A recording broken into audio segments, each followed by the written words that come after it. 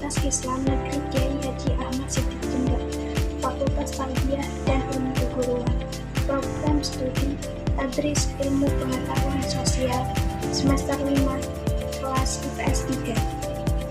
Tujuan saya dalam pembuatan video kali ini yaitu untuk memenuhi tugas dari mata kuliah metode penelitian dengan dosen saya atas nama Ibu Novita Nurul Islami. Untuk mempersingkat waktu, izinkan saya untuk membahas mengenai proposal saya yang berjudul Implementasi Pendidikan Karakter dalam Pembelajaran.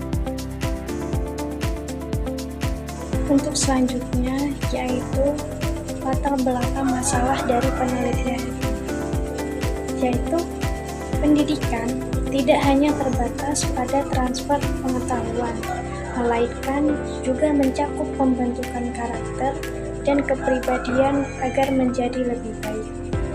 Fokus utama dari pendidikan adalah untuk menanamkan sikap yang sopan, baik dalam aspek etika, estetika, dan perilaku sehari-hari. Karakter seseorang tercermin dalam akhlak, kebenaran, kebaikan, kekuatan, dan sikap yang terlihat dalam tindakannya. Untuk tujuan dari pendidikan itu sendiri adalah untuk mengembangkan peserta didik menjadi individu yang beriman dan bertakwa kepada Tuhan Yang Maha Esa. Untuk selanjutnya yaitu fokus penelitian. Untuk fokus penelitian yang pertama yaitu bagaimana implementasi pendidikan karakter dalam pembelajaran IPS di SMP. Untuk yang kedua, apa faktor penghambat dan pendukung implementasi pendidikan karakter dalam pembelajaran IPS di SMP. Untuk tujuan penelitian ini, untuk mengetahui implementasi pendidikan karakter dalam pembelajaran IPS di SMP. Sedangkan untuk yang kedua, mengetahui faktor penghambat dan pendukung implementasi pendidikan karakter dalam pembelajaran IPS di SMP.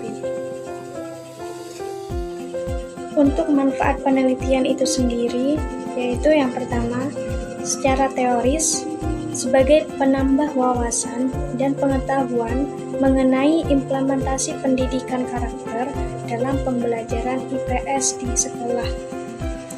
Untuk secara praktisnya, bagi peserta didik, penelitian ini bagi peserta didik sebagai masukan atau nasihat supaya terus menjaga dan mempertahankan serta meningkatkan karakter yang ada dalam diri masing-masing peserta didik.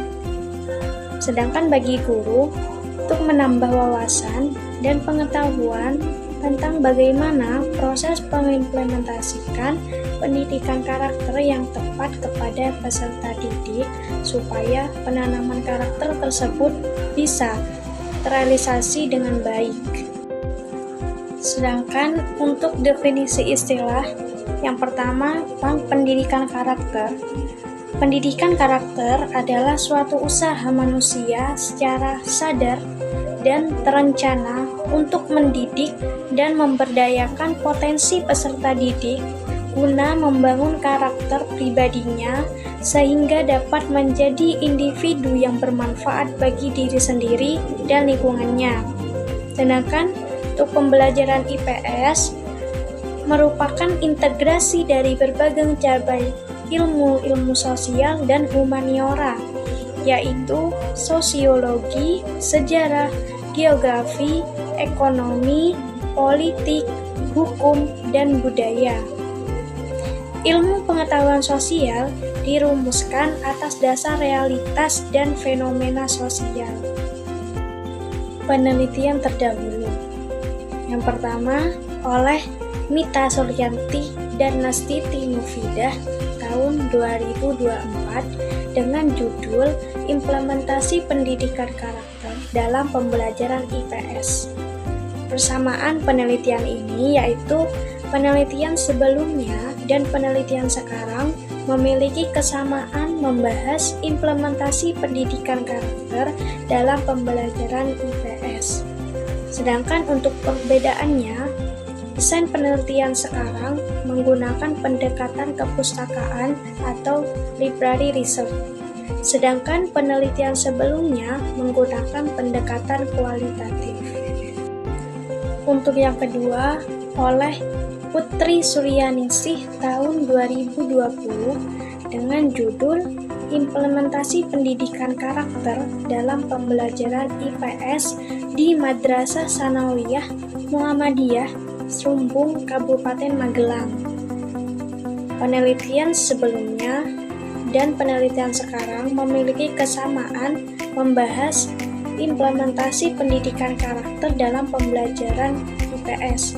Sedangkan untuk perbedaannya, desain penelitian ini menggunakan pendekatan library research atau kepustakaan, sedangkan penelitian sebelumnya menggunakan pendekatan kualitatif. Untuk selanjutnya yaitu kajian teori. Yang pertama tentang pengertian karakter.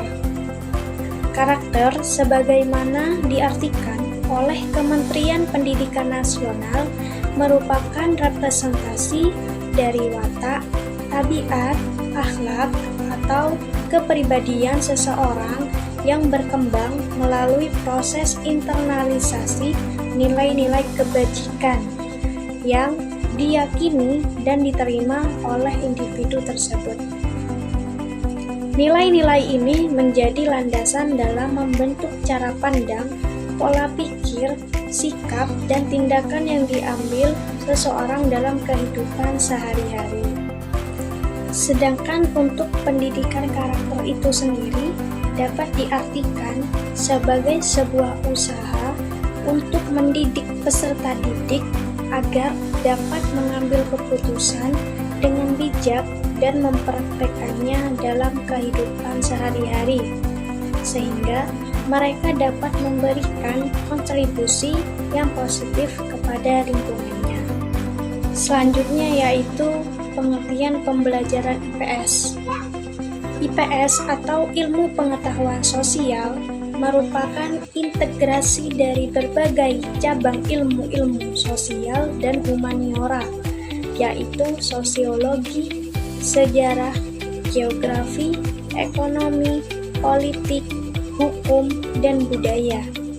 Ilmu pengetahuan sosial dirumuskan atas dasar realitas dan fenomena sosial yang mewujudkan satu pendekatan interdisipliner dari aspek dan cabang-cabang ilmu sosial. Metode penelitian. Pertama, pendekatan dan jenis penelitian. Pendekatan yang digunakan dalam penelitian ini yaitu pendekatan kualitatif yang mendeskripsikan implementasi pendidikan karakter dalam pembelajaran IPS di SMP yang bertujuan untuk memperbaiki dan mencari solusi untuk persoalan nyata dan praktis dalam meningkatkan mutu pembelajaran di kelas yang dialami langsung dalam interaksi guru dan siswa sedang melaksanakan proses pembelajaran. Sedangkan untuk jenis penelitiannya yang digunakan berupa penelitian kepustakaan atau library research. Untuk instrumen penelitian dalam metode kepustakaan atau library research digunakan untuk menilai kemampuan peserta didik dalam melakukan penelitian yang berbasis literatur. Penelitian ini mencakup berbagai aspek yang berhubungan dengan pemahaman konsep, proses penelitian, penyusunan hasil, serta penggunaan sumber pustaka yang relevan. Sedangkan untuk teknik pengumpulan data yang digunakan dalam penelitian studi literatur melibatkan pengumpulan referensi yang telah dipilih secara cermat dan akan dianalisis lebih lanjut. Jenis data yang dimaksud mencakup artikel, jurnal ilmiah, dokumen-dokumen, dan skripsi. Yang terakhir yaitu teknik analisis data. Menurut Bogdan dan Biklen, analisis data kualitatif adalah suatu proses yang kompleks dan berkelanjutan yang mencakup berbagai langkah untuk memproses dan mengorganisasi data. Proses ini dimulai dengan pengumpulan dan perorganisasi data, kemudian dilanjut dengan pemilahan data menjadi unit-unit yang lebih kecil dan mudah dikelola. Terima kasih kepada teman-teman yang telah sedia meluangkan waktunya untuk menyaksikan video presentasi saya, dan cukup sekian yang dapat saya sampaikan. Kurang lebihnya mohon maaf. Wassalamualaikum warahmatullahi wabarakatuh.